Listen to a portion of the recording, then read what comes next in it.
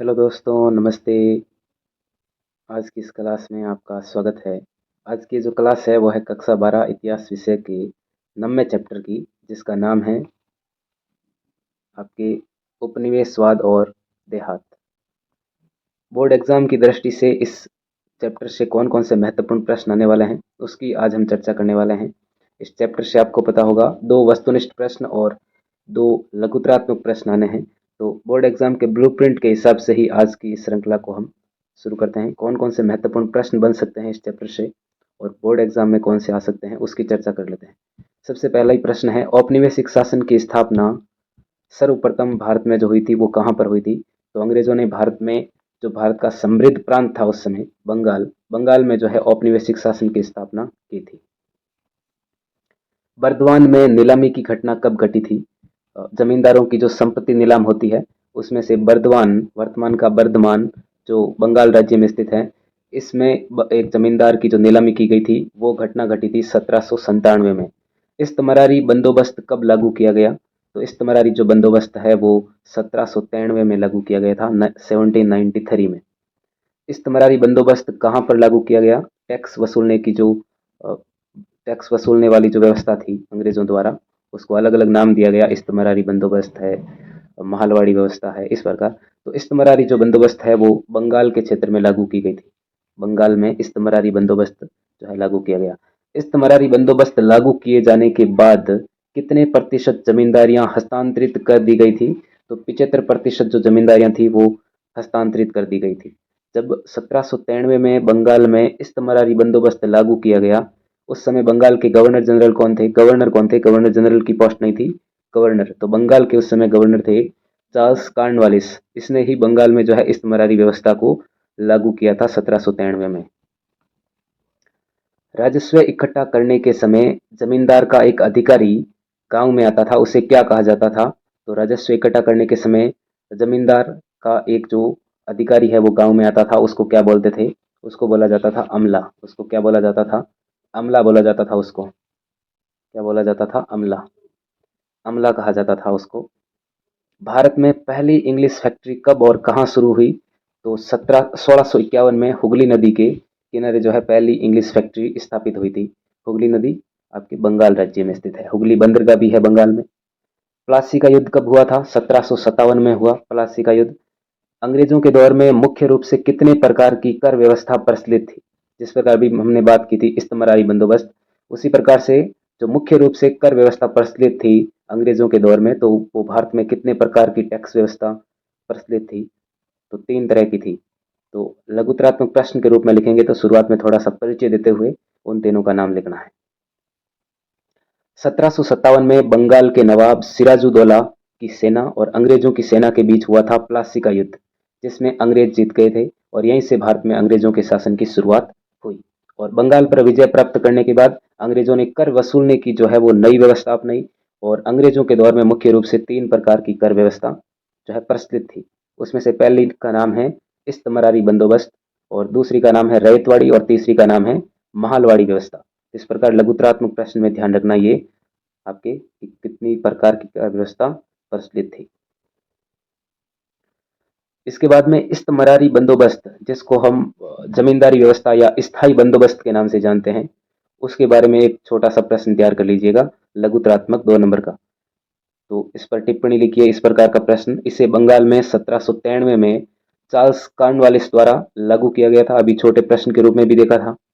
और ये जो बंगाल था उस समय का बंगाल, मतलब आज का पश्चिम बंगाल नहीं, वर्तमान का बिहार भी शामिल था इसमें। बंगाल और उड़ीसा वाला जो क्षेत्र है वो उस समय के बंगाल में शामिल था।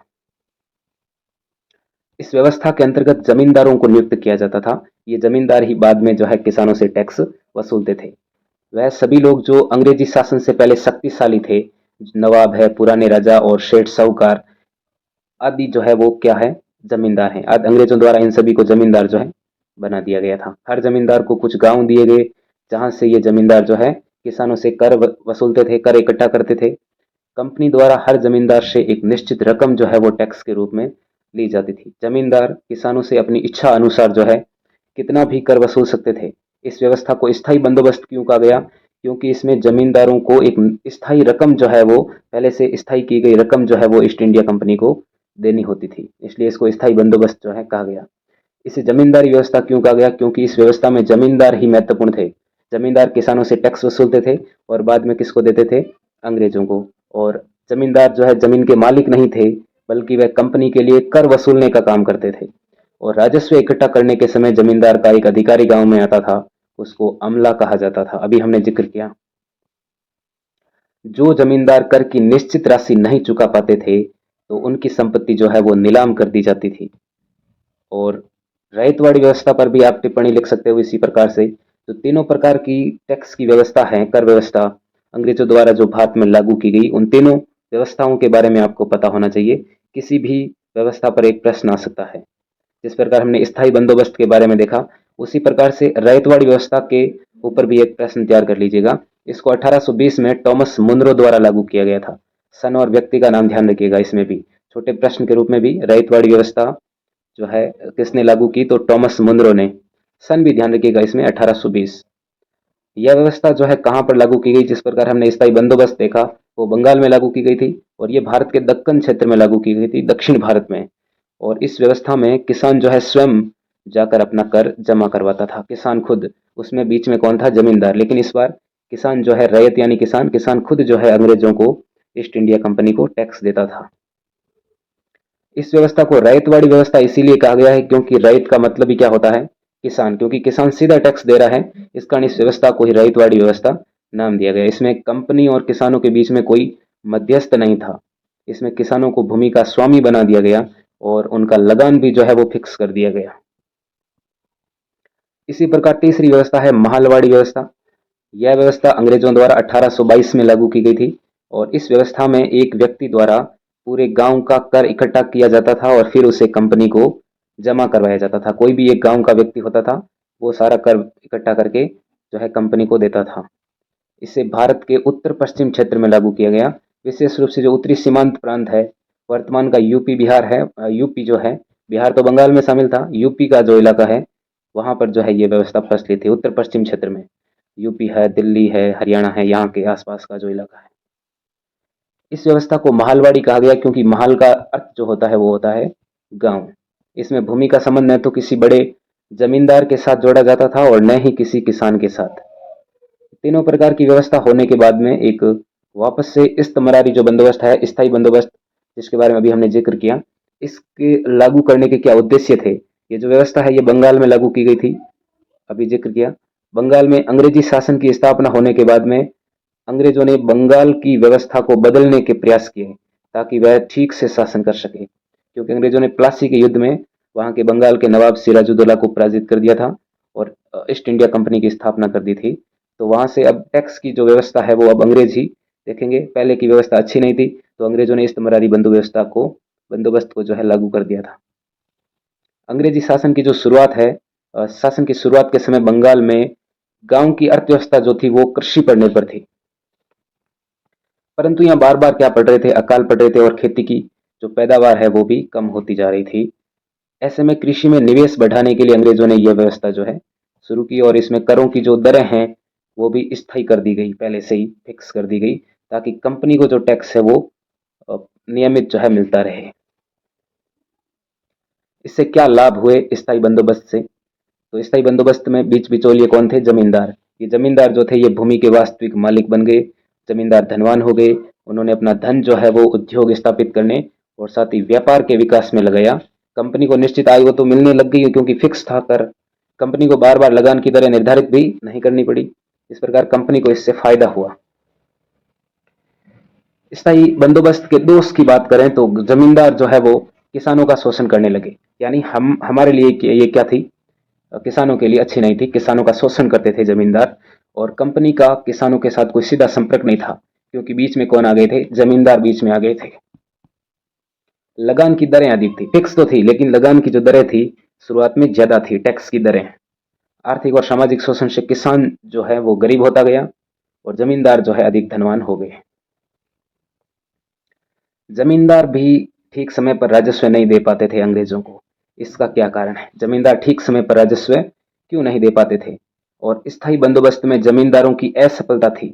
असफलता के क्या कारण रहे? तो जमींदारों ने लापरवाही की। इस लापरवाही की वजह से और बहुत ज़्यादा राजस्व की मांग थी जो किसान चुका नहीं पाते थे, और फसलों की कीमत कम होती थी तो उतना वो राजस्व मिलता नहीं था। फसलों की कीमत कम होने से जमींदार जो है अंग्रेजों को टैक्स नहीं चुका पाते थे।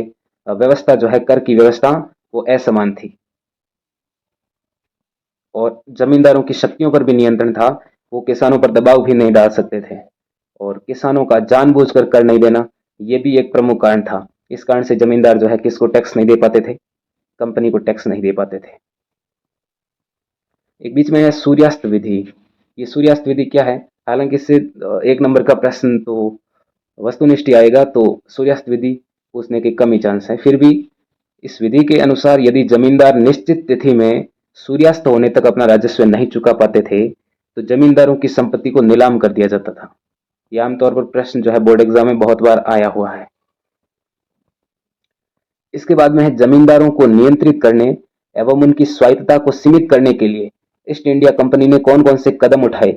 तो जमींदारों की सेना को भंग कर दिया, सीमा शुल्क समाप्त कर दिया, स्थानीय न्याय और स्थानीय पुलिस व्यवस्था के अधिकार जो है वो छीन लिए गए, और जमींदारों को कंपनी द्वारा नियुक्त कलेक्टर के अधीन कर दिया। जमींदारों द्वारा राजस्व न दिए जाने पर इनके साथ क्या होता था?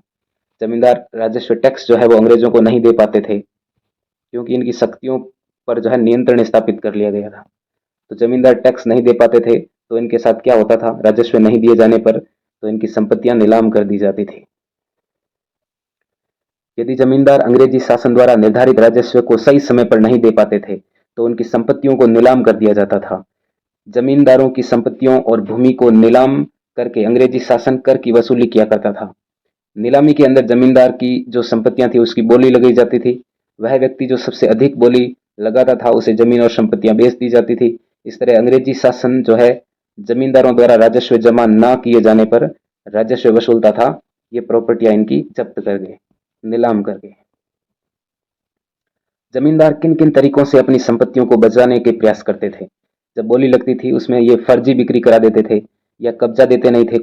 बोली कोई भी बार वाला बोली लगाता था, या फिर ताकत द्वारा ये अपनी संपत्तियों को बचाने का प्रयास करते थे, या फिर महिलाओं को हस्तांतरित कर देते थे, और महिलाओं की संपत्ति को नीलाम नहीं किया जा सकता था। इस प्रकार ये अपनी संपत्तियों को बचाने के भी प्रयास करते थे। इसमें भी आप 2 नंबर का प्रश्न तैयार कर सकते हो।